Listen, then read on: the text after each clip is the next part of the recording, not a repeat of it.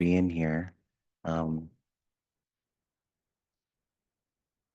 and tonight we can kind of keep this more informal. So if you have any questions throughout, please just feel free to just add or write something in the chat. Um, yeah, I was just reflecting just during the meditation, just how what a gift this is to be able to gather together. I kind of talked about it last week, just the preciousness of being born as a human, the human life. But just the gift of being able to gather in Sangha with people who are all trying to wake up. I think we're all trying to wake up. At least we're curious about it. If you weren't curious, at least curious about it, you wouldn't be in this room. It'd be a very strange way to spend your evening if that were the case. And especially in a time of such fragmentation and such chaos and this constant acceleration of more and more and more and more. There's something really revolutionary about what we're doing, about just simply just pausing, just being with, just allowing the current and the chaos to move as we literally sit, breathe, listen, just simply be.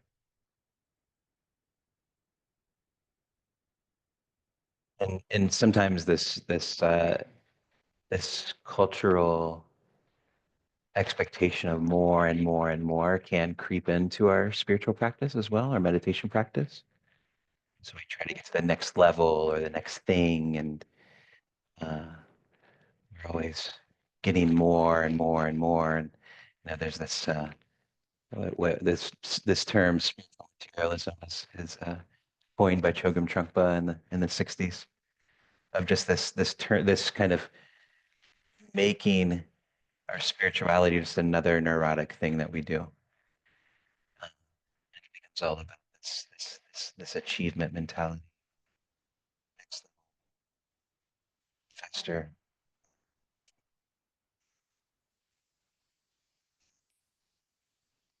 So I find myself kind of really always coming back to just checking in with simplicity. Can I just sit? Can I sit in silence? Can I sit and listen? Can I sit and be with this body? Can I just be here and feel the sensations in this moment and notice the thoughts? Is that enough? Can that be enough? Can that be enough? And if it's not enough, then that's something to look at as well. And so I've been doing these monthly themes for the Sangha. On the first of the month, I send out just a practice prompt, and this month's was the beauty of simplicity and stillness. Uh, and again, this is something I'm always sort of checking in on. Is I'll notice in myself, and I am taking up these practices, these spiritual practices, that stress can sort of creep into the practice itself. Or I'm expecting more or trying to do more, and my practice can become stressful.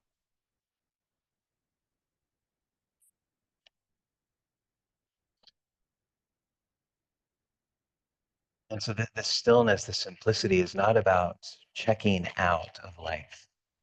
I think sometimes that's the fear, that it's an inner thing where, if I if I really centralize practice, I won't be the same person, or I'll have to totally remove myself from the world, or check out from a lot of things, or not watch that show that I really like, or you know, eat that food that I really like.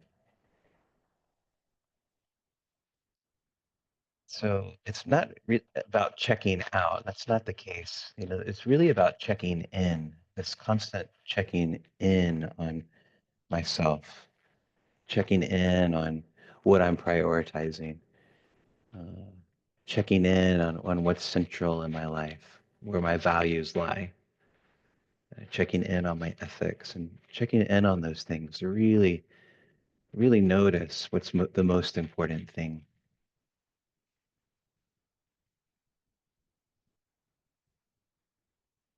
And this stillness, this simplicity isn't passive and it's not aloof.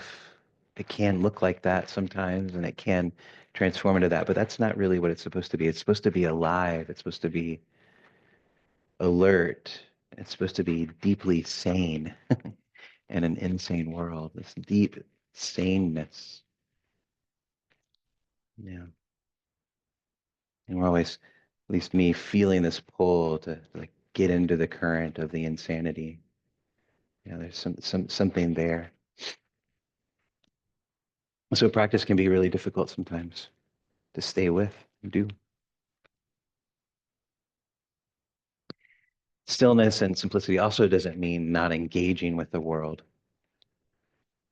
In fact, it means it's really allows us to, when we check in and we check in with our priorities and check in with our values, it allows us to engage actually much more effectively. So we're not wasting our time or wasting our energy or creating karma for ourselves that's not useful. That's not leading or onward leading towards awakening.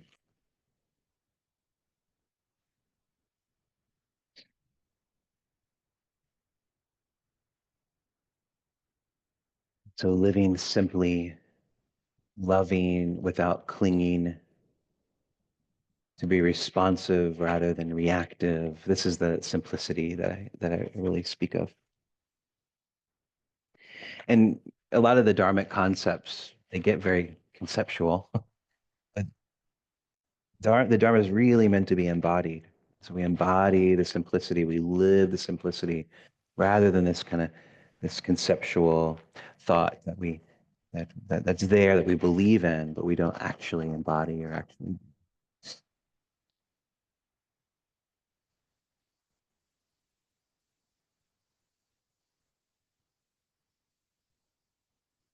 And so this simplicity and stillness, it's really, really about clarity, an inner, and I think I made up this word today, undisturbedness. Does that make sense? So like this inner undisturbedness, like the state of not being disturbed by things. Doesn't mean we don't feel, doesn't mean we don't connect. In fact, that undisturbedness allows us to feel much more intimately. So it's about engaging with the world or meeting the world as it is without losing ourselves in it. It's a lot. I find that when I'm days when I'm checking in with the news, if I really examined how long it takes to just get the news for the day or like get check in, probably takes a few minutes.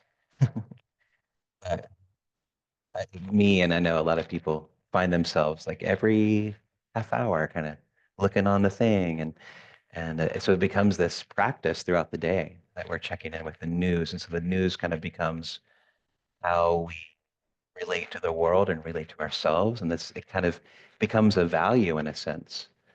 um, becomes this thing that kind of dictates our well-being in a way or determines the amount of stress I have in my life is this constantly checking in with the news.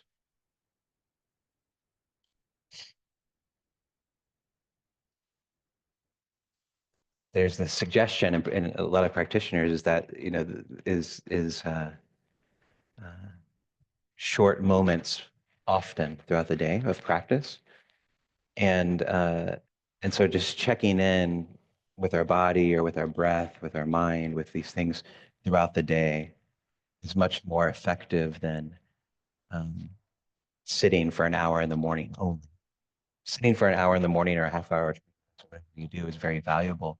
But if it doesn't sustain throughout the day, then it's not very useful. So the suggestion is if we maintain mindfulness throughout the day in these little moments, that's really effective because that's really what we're trying to do is infuse our lives with these things.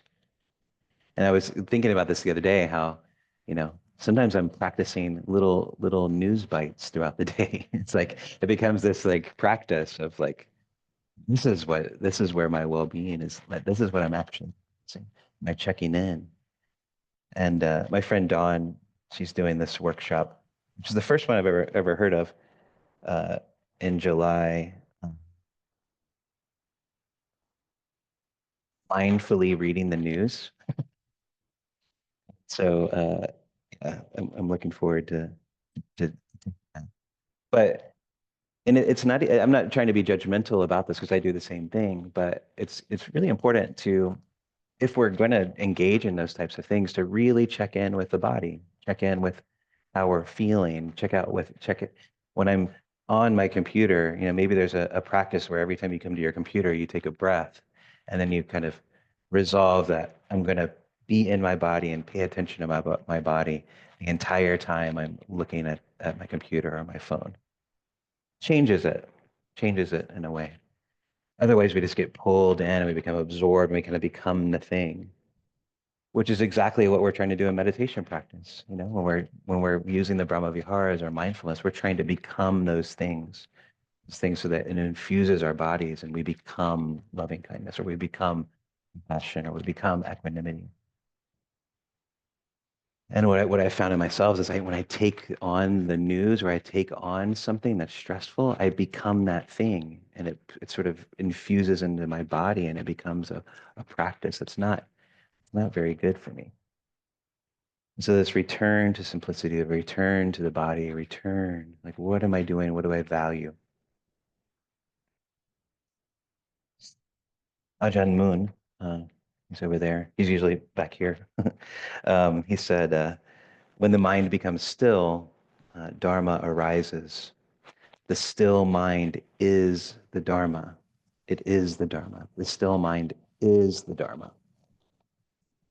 And that's a really profound thing, because we're always sort of told that, the Dharma is right here, enlightenment's right here, awakening's right here. And it exists right here in the still mind, or in the space within which all of these other things arise. And so when I let the things themselves absorb me, and the Dharma doesn't have the opportunity to arise, the still mind, which is the Dharma, gets covered up by these other things. And so if the Dharma is really something that's central to my life, then that stillness, that still mind, that simplicity, I begin to build my life around that. So it's a reprioritization.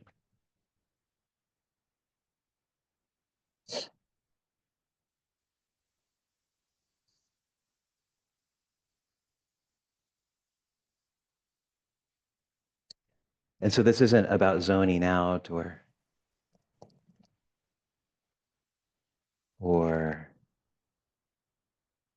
spacing out. I spent a lot of years in like practicing like spacing out. I thought that was meditating and a lot. Um, Kind of zoning out and thinking I was doing something. It's really about getting underneath what is deeper, deeper than thinking, deeper than the latest crisis, deeper than the striving or the latest thing. Really getting underneath that, to the stillness, to the simplicity, to the silence. Can that be enough? Can that be enough? And for many of us, that's really tough. And that's why we have all these practices in Buddhism, like the focusing on the breath, or focusing on a mantra, or walking meditation, or all of these practices we have in order to bring the mind to a place where it can become still. And when the mind becomes still, then the depth occurs. That's the only way that the depth can be there.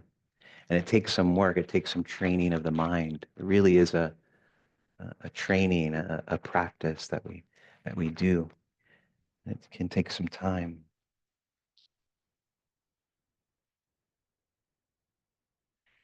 I really love Wendell Berry because he's a great poet from Kentucky, where I'm from. And he has this poem called "The Peace of Wild Things." Uh, I come into the peace of wild things who do not tax their lives with forethought.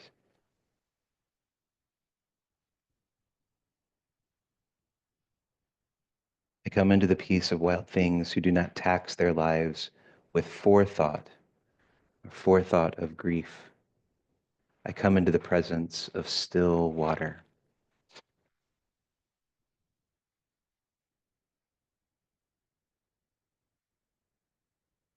If you notice that about yourselves, I notice it about myself that I'm always in this state of, or I can be when I'm not paying attention, this constant state of anticipation of the next thing, the next thing, the next thing. Where am I going? Rather than the process through which I'm being, rather than being present to the process of me getting there. So I'm driving somewhere, I'm thinking about where I'm going or that arriving there. If I'm walking somewhere, I'm thinking about where I'm going to go, or thinking about the end of the day, or I'm thinking about the end of the week or the vacation coming up or the thing. It's always this kind of stumbling towards the next thing. And then when I get to that thing, it's about the next thing. And when I get to that thing, it's about the next thing.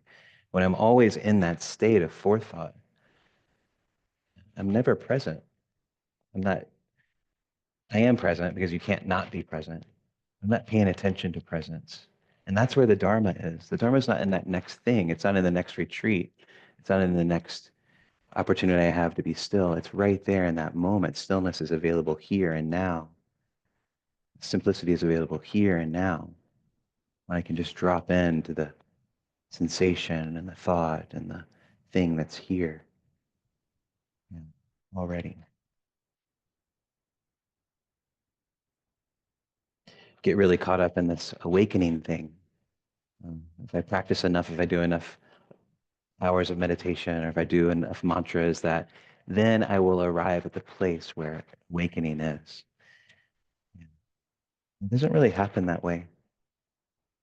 It's always available here and now. It's always here. Perhaps as I practice, some of these things get cleared out so I can see it more clearly, but it's always here. All of these practices are meant to be means to an end. They're not an end in themselves. Each one of those mantras that I chant, awakening is available in each one of those.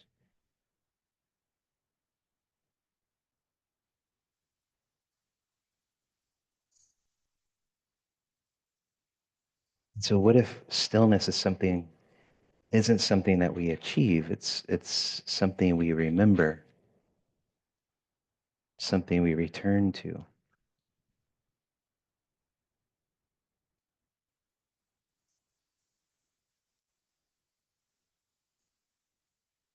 So our true nature is still, our true nature is simple, our true nature is quiet, our true nature is awake.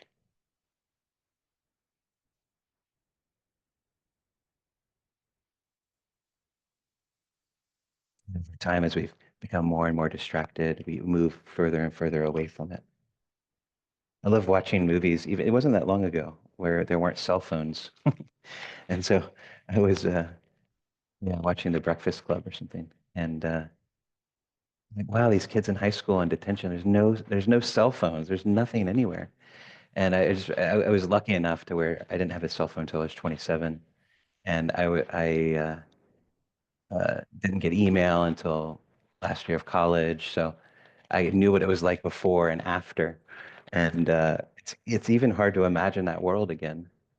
And I remember talking to my mother as a kid. Always amazed me that she remembers when there wasn't TV. I remember that. I'm like, how did people survive? What did they do with their time? And listen to radio, and then uh, before radio, there was books. And in college, I studied theology, and there was a time where books were considered evil. Like books would distract you from the simplicity of life, and so uh, even in some monastic schools, they don't have books because they distract you from being present. It's really interesting how like more things are added, more things are added, more things are added, more things are added. And we just you kind of come to this new normal and another new normal and another new normal. Before you know it, you're in this place where it's really difficult to get out of. But that happens in our lives as well. You know, I've noticed in my life in meditation practice, well, maybe this morning I'll just like phone or check the computer or check my email, and then if I allow myself to do that, then it the possibility of me doing that the next day rises more. But I might sit anyway, and then but that possibility that I could do that is always there.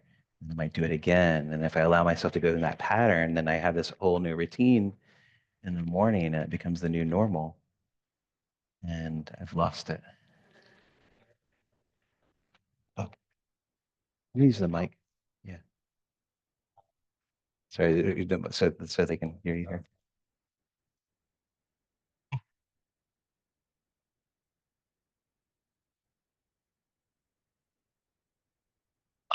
What you're talking about, I just flashed on remembering when Dharma teachers gave their Dharma talks without a computer in front of them. Yeah, this computer serves two purposes. One, I can see the zoomers, and then two, it helps. We had a camera here. Yeah, no, they're useful. Yeah. Well, it's funny in the Buddhist world, like uh, retreats before cell phones were so different. Because now we do like a whole cell phone talk, and we collect cell phones, and we have to do all this stuff around phones where that wasn't even around before. So yeah, it's really interesting to see of how we adapt to all of these things.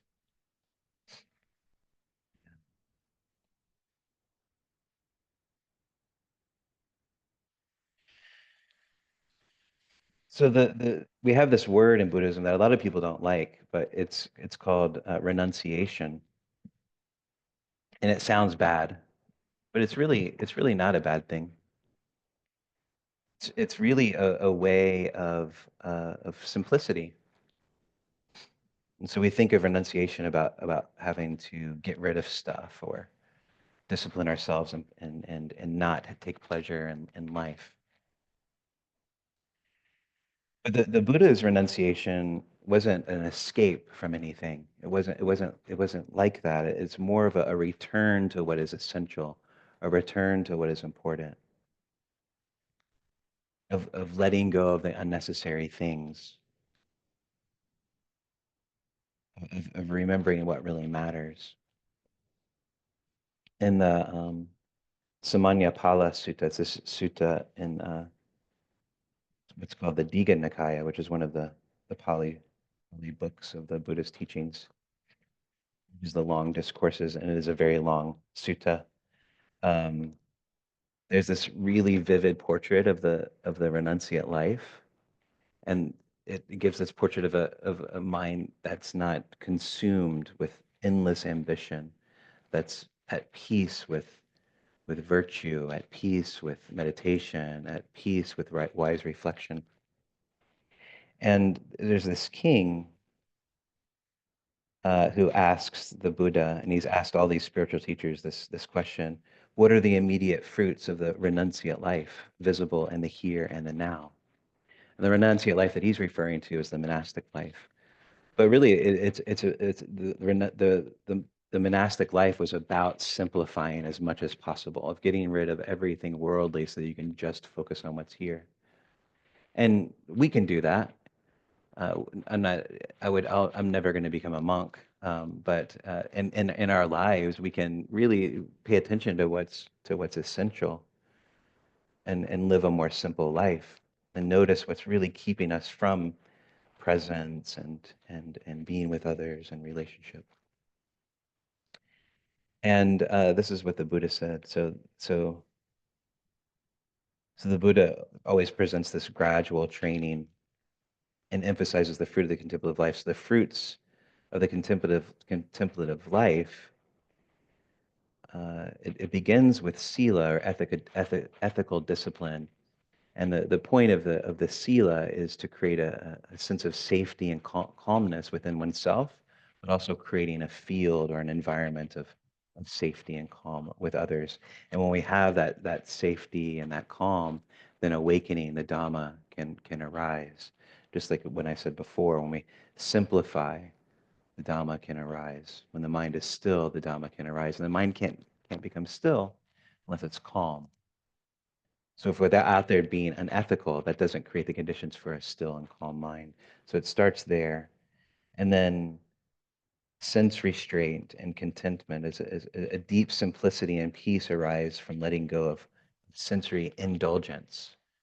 So not of sensory things or enjoying life, but of noticing when we begin to identify with it so much that it becomes an aspect of ourselves. And then out of this arises these simple things, doing these simple things. Out of this arises mindfulness and clear comprehension. And the suttas, the mindfulness isn't really something that you do. Mindfulness is something that arises out from creating the conditions for it to arise. Clear comprehension. So you begin to live in more awareness and more attentiveness and more purpose. And when we notice these fruits, we begin to double down on the simplicity and the renunciation.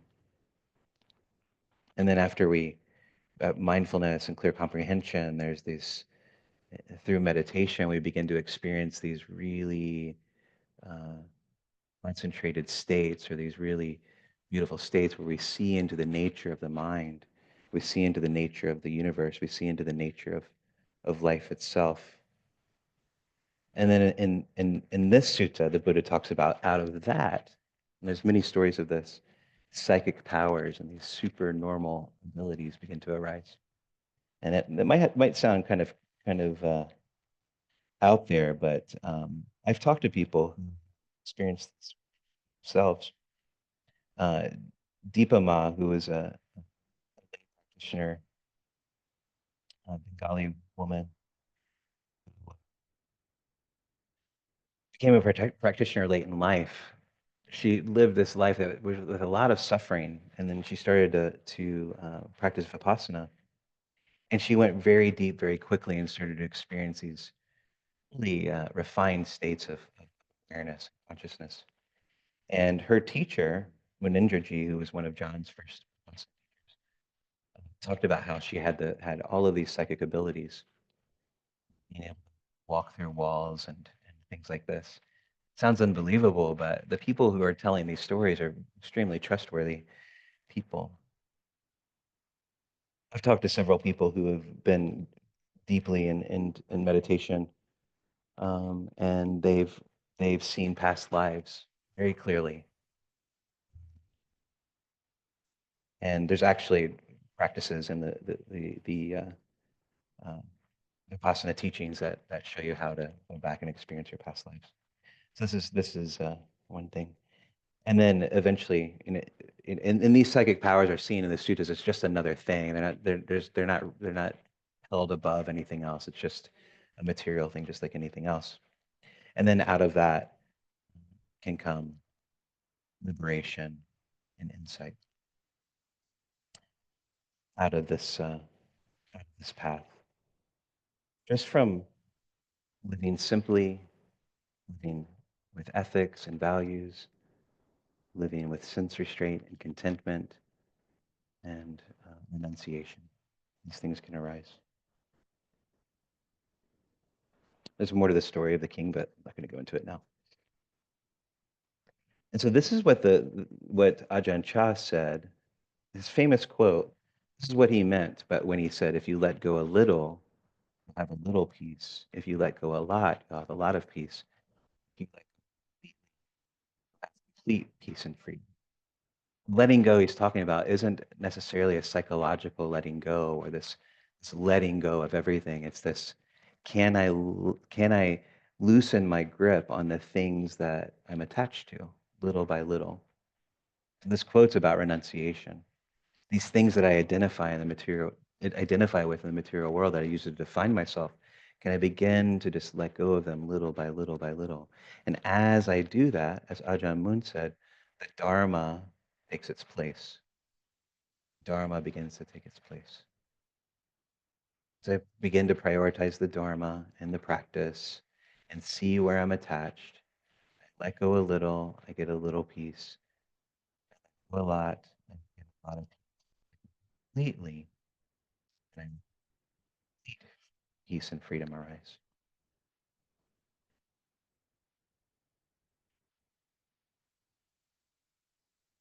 And so we might ask ourselves, what, if released, would allow more peace to arise in my life?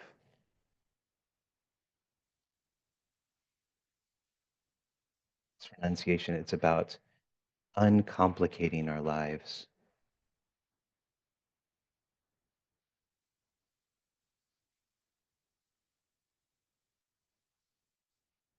It's about the abundantly of the simplicity can come through, but the gifts, the fruits of these simple practices can arise.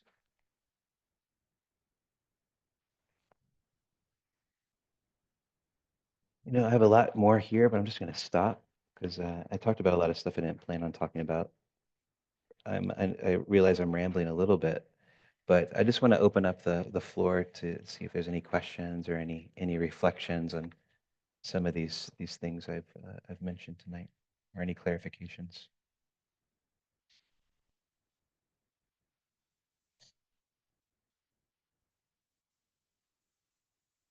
Testing one. Okay. There you go. Yeah. And no echo. So this is Carl, Hey, Carl. and it's reassuring to me what you're saying, Adam, about simplicity and gradual. And I get into the achievement kind of thing. Am I not advancing on the path? Why am I not advancing on the path so that I can relax into the 1,000-watt sun and attain enlightenment? Again, I heard about enlightenment this weekend with Dale Borglum, and saying I've known a dozen or a couple of dozen people who have been enlightened. And I kind of wonder, okay, that seems like something that's beyond my ability to attain.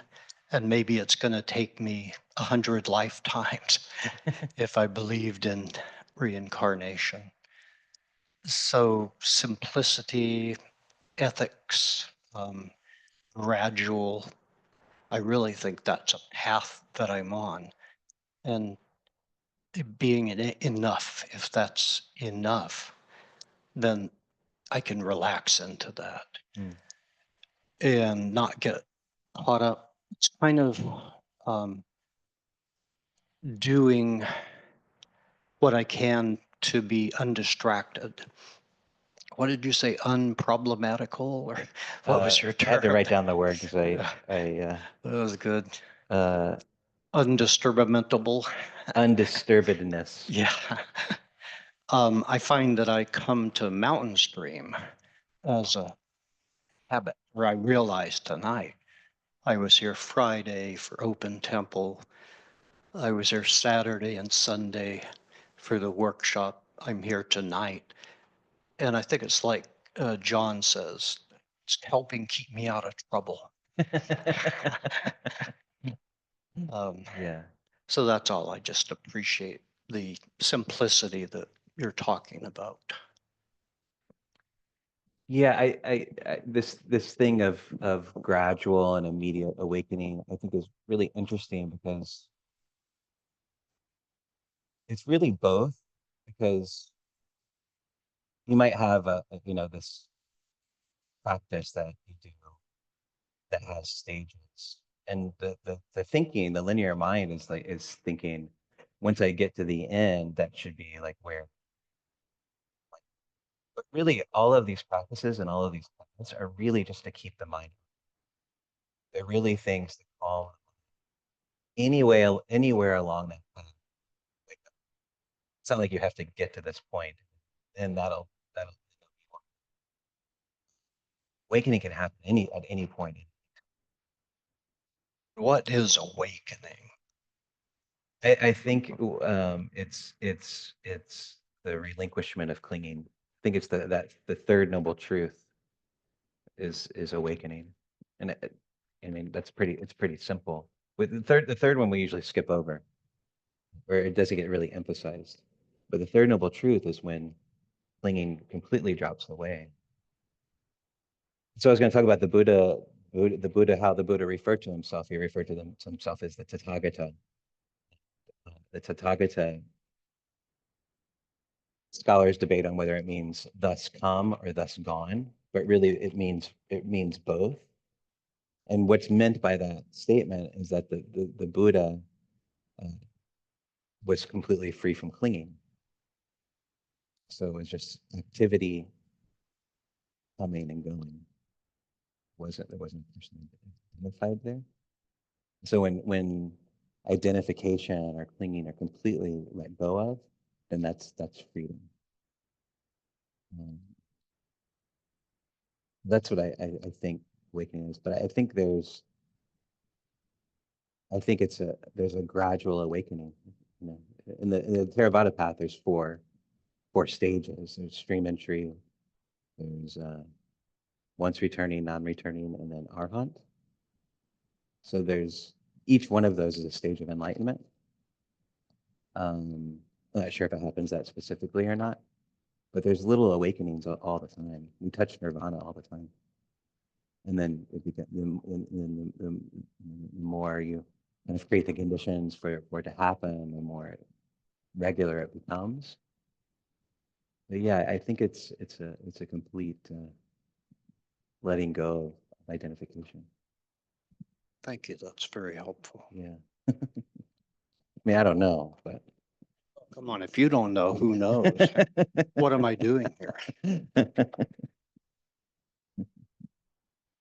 Yeah. Anybody else want to comment or they got an insight or question?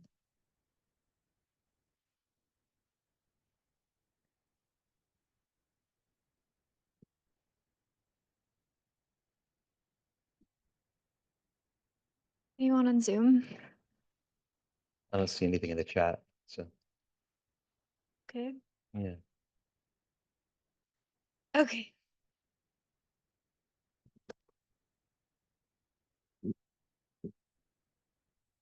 This is Douglas. When you're talking about renunciation, it seems like I can, renounce a lot of different things that might be beneficial, um, make me more calmer, quiet my mind, simplify my life. But it seems like, ultimately, really the only thing I can renounce is my attachment to being a separate self. And otherwise, I'm just like, renouncing things out there, you know? And so as I was thinking about that, the analogy came up of my separate self, like being a wave and riding this life like a wave. And that to renounce that attachment to being a separate self would just be recognizing the ocean, right? Being right there. Mm-hmm. And it kind of brings up a little fear like, hey, if I let go of that wave, what's going to happen to me? Right. Yeah. The waves keep on flowing in the ocean without having to plan for it, put it on their schedule. Yeah. Life just keeps on flowing. Yeah. Yeah. Yeah. It's very true. And one of the things, I had a teacher once tell me that we practice the little sufferings in our, when we're sitting, like the need to get up or the little pains and all these things. We practice the little sufferings so that when the big sufferings come, that we have some capacity there, we have some experience. And I think it's the same thing with the renunciation. So it's like we practice the little renunciations so that the big renunciation of letting go of the self, it's a gradual thing. And so the self is identified in so many different ways. It's like, I wake up in the morning, do can I renounce looking at my cell phone right away? And what does that feel like? Like so many people, like the first thing they do when they wake up is look at their phone. There's an identification that happens there. So renouncing that, you could feel the pain of that or the loss of that, and that's a little bit of a, and we work with that, and that's a little bit of that's an aspect of the self being let go, or renounce something else that, uh, you know, I really depend on, or a habit that I have, and that's another part of the self. And I work with that, and I let it go, and it doesn't become important anymore. And that's another aspect of the self letting go. And we kind of continuously do this, noticing where we cling and letting go to where we cling. And then I think gradually that the letting go of this separation, becomes natural in that way. Because all of these things are keeping us. There are all these sort of layers of armor that are keeping us out of that oneness. And so all that pain the pain that we feel of, can I renounce my cell phone for one day a week? When you first start to do that, it would be like really difficult, or whatever it is, or the TV, or It comes to mind that you could have attachments to renouncing things and renounce things for eternity. Yeah, Always sure. having one more little thing to renounce before you Sure, yeah. completely let go. You could get attached to renunciation.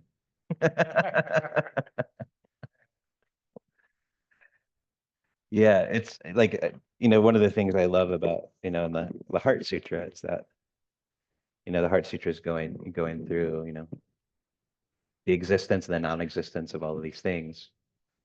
And one of the last things it says is all dharmas are empty. So even, and the Buddha basically said this too. All the teachings of the Buddha, all spiritual practice, all of these things are empty. They're all empty. These are all relative things that we do in order to realize the ultimate. They're all let go. It's like the Buddha's image of the raft. When you take the raft across the stream, you don't carry it with you. You continue going. So you renounce the raft and you keep going. So yeah. So yeah, we can get very attached to spiritual practice or the Dharma or whatever. Yeah. So I'm reading something that was written to me here.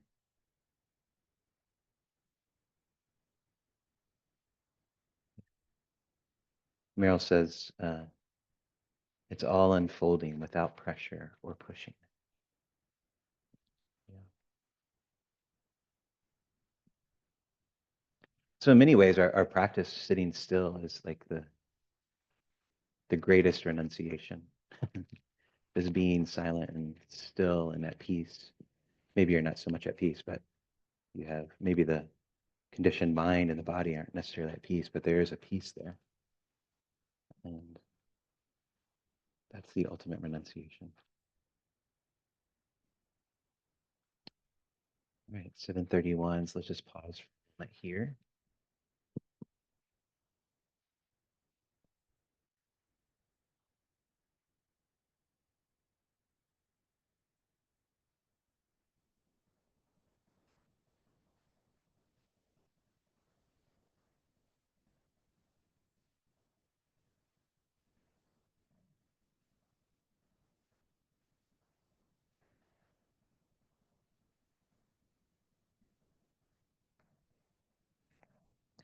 Filling this body with kindness.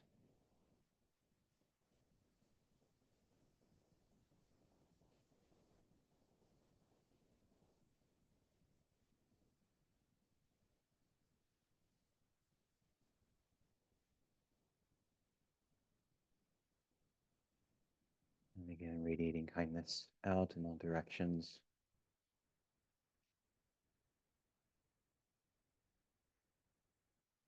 May we remember to return often to this body, this mind, this peace, this true nature, is connected with all of everyone's true nature. May our practice be of benefit to ourselves, to this world, to all beings.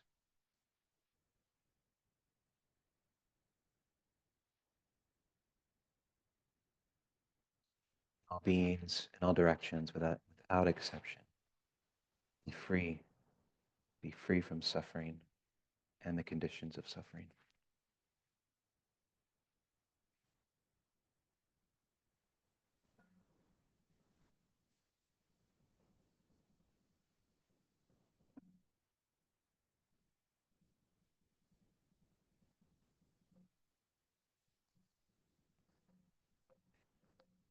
Now rung the bell, Zoomers.